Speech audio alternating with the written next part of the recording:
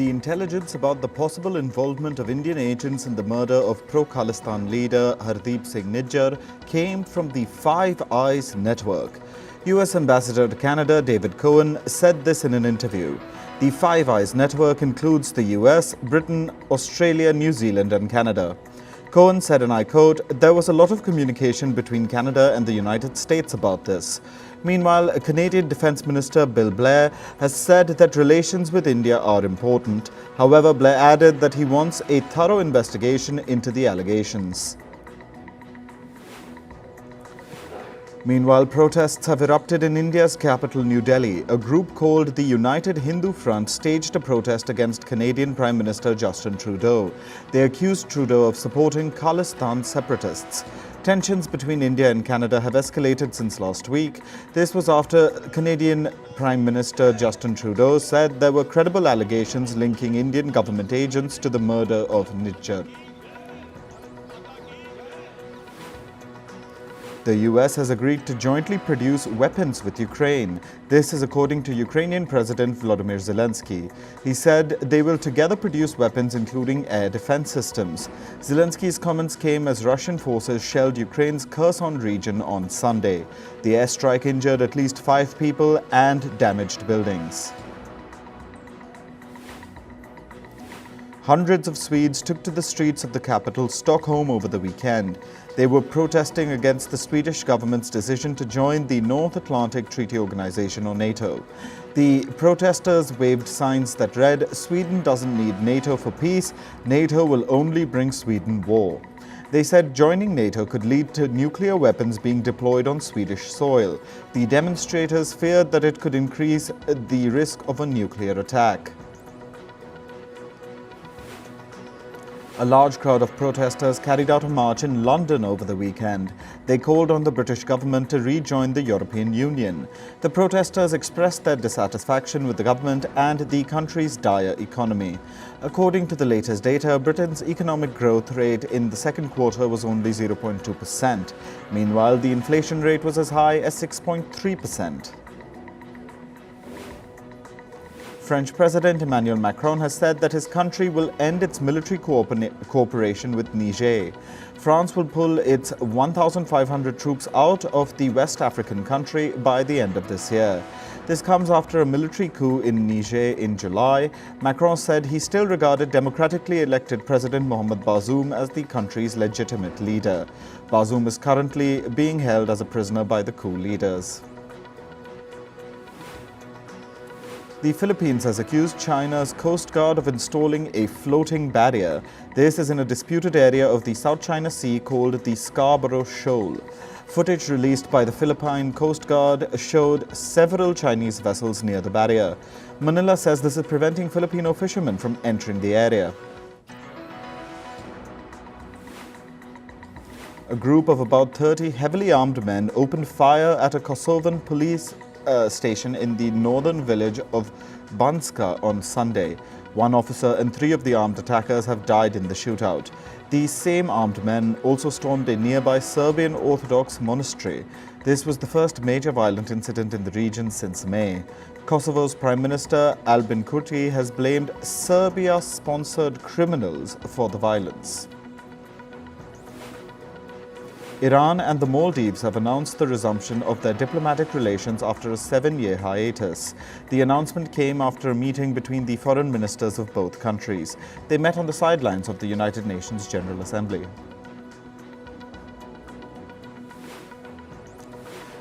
Israel has said that its forces raided the Nur Shams camp in the occupied West Bank on Sunday. 2 Palestinians were killed in the incident. The Israeli military said it was conducting counter-terrorism activity in the camp. It said that it dismantled an operational command center and uncovered dozens of explosive devices and bomb-making components during the raid. Tens of thousands of people marched in Tel Aviv over the weekend. This came as protests continued against the Israeli government's judicial overhaul plans. Meanwhile, the Israeli Supreme Court started hearing petitions challenging the overhaul plan earlier this month. Critics say the judicial overhaul plan limits the power of the country's Supreme Court and removes vital checks on the Israeli government's power. The mayor of El Paso in the U.S. state of Texas says that the city has been pushed to a quote-unquote breaking point. This is due to a surge in the number of migrants. More than 2,000 people arrive in El Paso every day seeking asylum. This is exceeding shelter capacity and straining resources. Visitors of an amusement park in Canada were stuck upside down in a malfunctioned ride on Saturday. They were stuck for nearly 30 minutes. Local media said that 2 of the visitors reported chest pain and a loss of feeling in their legs. The ride remained closed on Sunday for further investigation.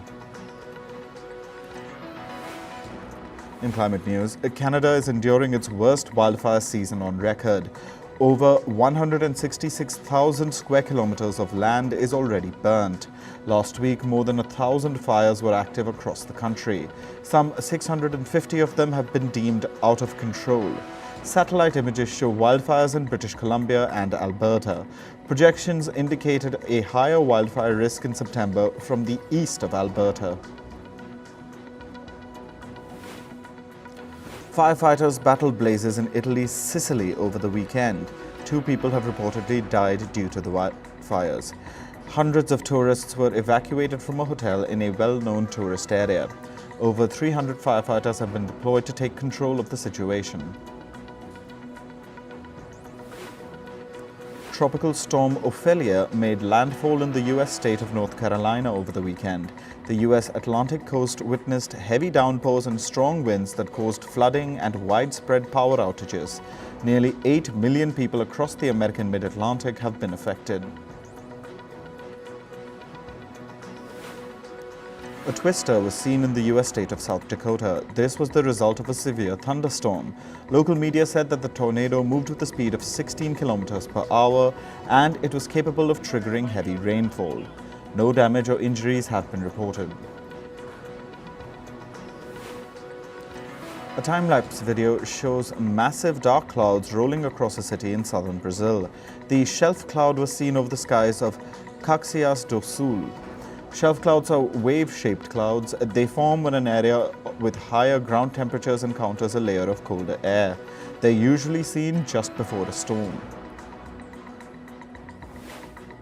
Climate activists from a group called Lost Generation tried to disrupt the Berlin Marathon on Sunday.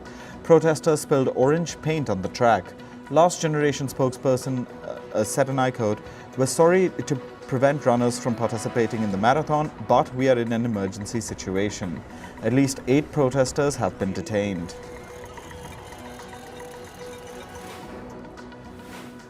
A latest poll shows that only 22% of people in the UK trust Prime Minister Rishi Sunak to tackle the climate crisis. About 53% of the people don't trust Sunak, while 19% have no opinion on this. This poll comes days after Sunak announced that he will weaken the UK's net zero carbon emission policies. In business and tech news, one of China's central bank advisors said the country has limited room for further monetary policy easing. Liu Shijin says Beijing should pursue structural reforms rather than counting on macroeconomic policies to revive growth. Liu is also a member of the Monetary Policy Committee of China's central bank. He said, and I quote, "If China continues to focus on macro policies in its efforts to stabilize growth, there would be more and more side effects."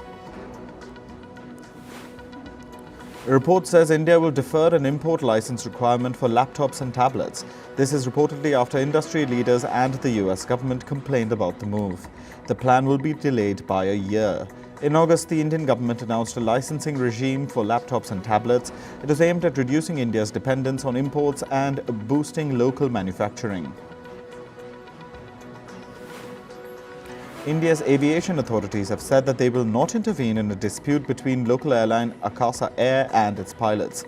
In recent weeks, over 40 of Akasa's 450 pilots quit without serving their notice period. The airline has sued some of them and challenged Indian authorities in court for their inaction over the matter. Akasa has also warned of a shutdown due to the crisis. Thailand is expected to receive an investment of at least $5 billion from Tesla, Google and Microsoft. This is according to the country's Prime Minister, Srettha Thavisin. Tesla is looking to build an electronic vehicle manufacturing facility. Meanwhile, Google and Microsoft will build data centers. However, Thavisan did not clarify whether it would be a combined investment or individual. American drugstore chain Rite Aid is reportedly negotiating with creditors over the terms of a bankruptcy plan. This will include liquidating a substantial portion of its drugstores.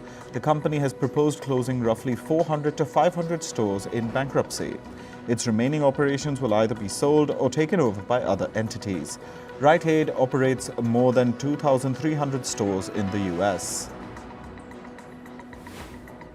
The U.S. Department of Labor has opened investigations into the meat companies Tyson Foods and Purdue Farms. This is to probe whether migrant children were used to clean their slaughterhouses. In April, the Biden administration sent a letter to meat companies including Tyson and Purdue. They asked the companies to examine their supply chains for evidence of child labor. Danish toy maker Lego has abandoned its efforts to remove oil-based plastics from its bricks. This is after finding that its new material led to higher carbon emissions. In 2020, Lego began efforts to replace its plastic bricks with sustainable materials by the end of the decade. They were looking for a material that gave the same color, shine and sound of its usual plastic bricks and was environment-friendly. This search has now been abandoned.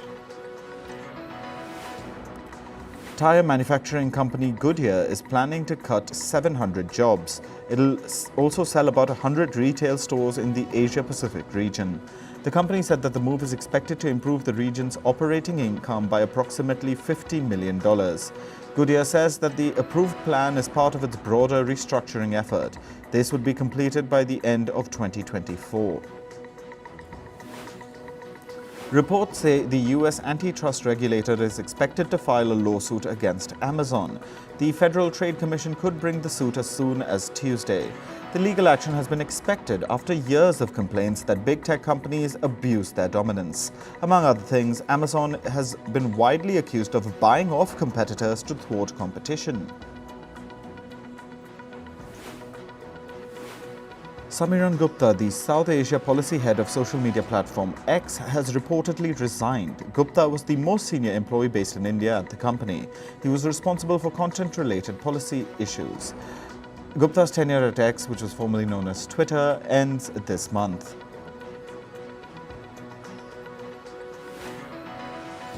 Moving to sports news, we'll begin with updates from the ongoing Asian Games in China. Indian shooters Divyansh Singh Panwar, Aishwari Pratap Singh Tomar and Rudraksh Patil have created history at the Asiad. The trio smashed a world record in men's 10-meter air rifle team event. They won India's first gold medal at the Asian Games 2023. This is India's third medal in shooting at this 19th edition of the Games. India's Arjun Lal Jatt and Arvind Singh clinched a silver medal at a rowing event at the Asian Games. They won a silver in the men's lightweight double sculls final. The Indian duo had also finished 11th in the event during the 2020 Tokyo Olympics. India also won a thrilling bronze in the men's rowing event. The team of Jaswinder Singh, Bhim Singh, Puneet Kumar and Ashish powered through the final stretch to finish just 0.77 seconds behind China. Uzbekistan won gold, leading both China and India by more than 5 seconds.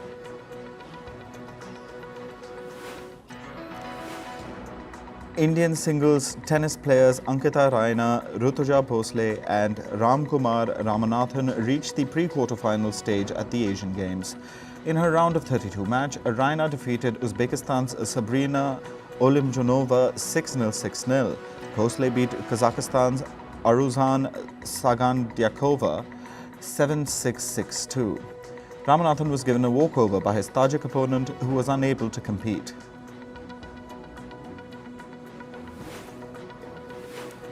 The fireworks at the climax of the Asian Games opening ceremony in China were not real. Organizers ditched the traditional fireworks and used computer-generated pyrotechnics for the virtual display, citing environmental concerns. The virtual display was so convincing that some were fooled by what they saw on TV. However, China's decision to use CGI left some people outside the venue disappointed.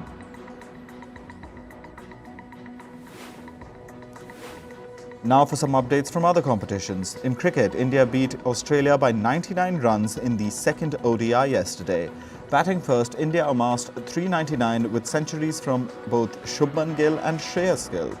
Rain interrupted the match and Australia were handed a lower target of 317 in 33 overs under the Duckworth-Lewis-Stern method. But Australia were all out for 217 in 28.2 overs.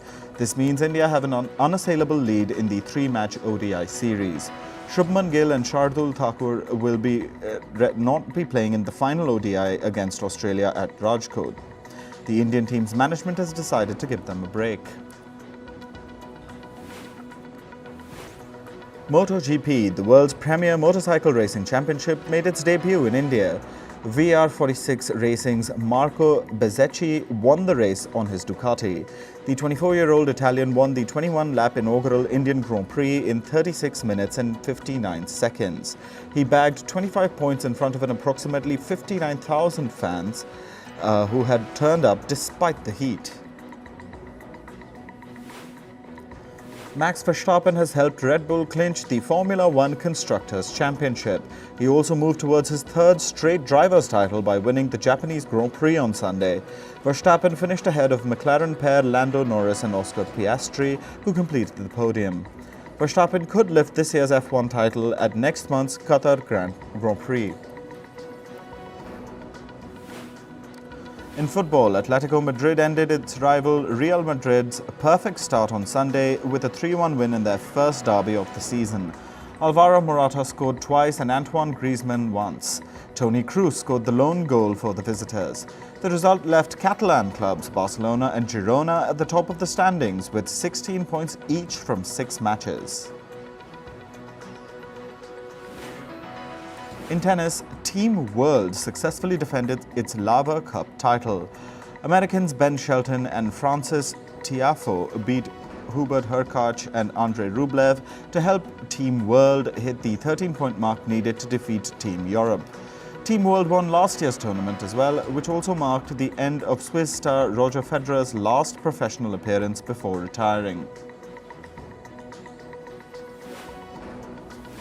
In entertainment news, the Writers Guild of America, or WGA, may soon conclude its strike.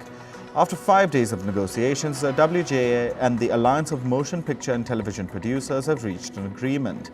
The specifics of the deal will be disclosed once all legal requirements are finalized. The WGA members have been on strike since May 2, 2023. Grammy Award-winning singer Usher will be headlining next year's Super Bowl halftime show. An official announcement has been made confirming his performance in Las Vegas next year.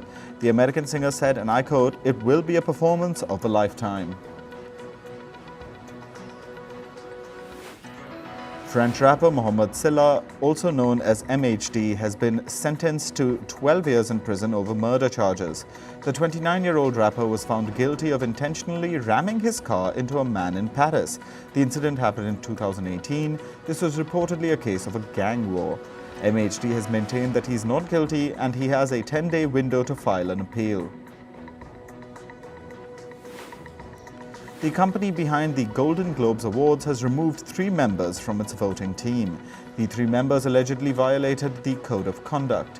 One of the 3 is an Egyptian journalist who has been accused of allegedly tweeting anti-Semitic messages in Arabic. This was after a report came out accusing her of extremism.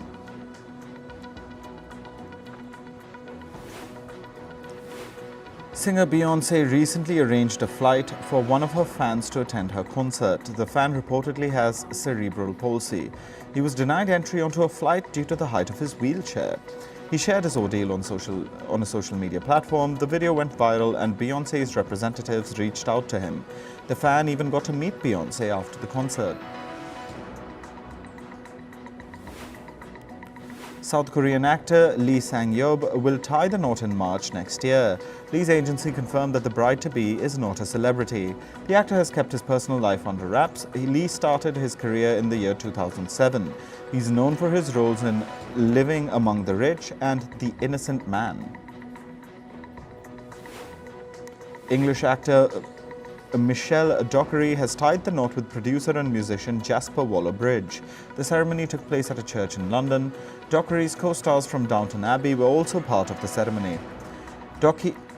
Dockery and Bridge have reportedly been in a relationship since 2019. American actor Kerry Washington recently revealed that she had undergone an abortion in her 20s. Washington said that she is sharing her story as she wants people to not feel ashamed of the word abortion. The 46-year-old actor wrote about her experience in detail in her memoir called Thicker Than Water. The actor is now a mother of 3 children. Media personalities Jennifer Aydin and Danielle Cabral have been suspended from the Real Housewives of New Jersey over a physical altercation. Reports say the incident happened while they were shooting for the show. Aydin allegedly threw a beverage at Cabral, leading to the physical fight. Reports also suggest that Aydin sustained minor bruises. The show's producers have initiated an investigation. Grammy Award winner Mike Henderson has died at the age of 70. Henderson's wife confirmed the news of his passing. Henderson was also the founder of the band The Steel Drivers. The Steel Drivers took to social media and said, "We are in shock as we have lost our original architect." The 70-year-old musician delivered several hits with American singer-songwriter Chris Stapleton.